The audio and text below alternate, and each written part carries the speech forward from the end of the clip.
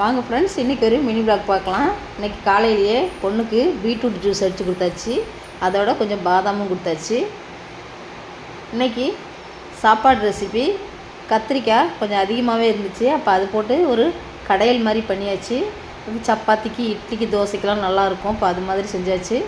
அதுக்கப்புறமா கொஞ்சம் கேரட் பொரியல், கொஞ்சம் உருளைக்கிழங்கு பொரியல், அதுக்கப்புறமா கொஞ்சம் கேப்சிக்கவும் முட்டையும் போட்டு ஒரு பொரியல் பண்ணேன். இப்போ பொரியல்லாம் அதிகம் செய்கிறது, ஏன்னா இப்போது வெயிட் லாஸ் பண்ணிக்கிட்டு இருக்கிறதுனால பொரியல்லாம் கொஞ்சம் அதிகமாக பண்ணுறது. அது மட்டும் இல்லாமல் சனிக்கிழமை, ஞாயிற்றுக்கிழமை இந்த 2 நாளில் இடையில ஒரு நாள் காய்கறி வாங்க போகிறதுனால காய்கறிலாம் வேஸ்ட் ஆயிரும்னு கொஞ்சம் அதிகமாகவே பண்ணிடுறது.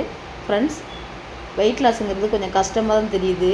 அதிகமாக நினச்ச நேரமாக, பசி வர நேரமாக கொஞ்சம் சாப்பிட்டு பழகி போச்சு.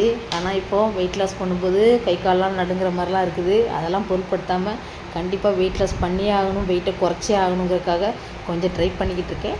பாய்.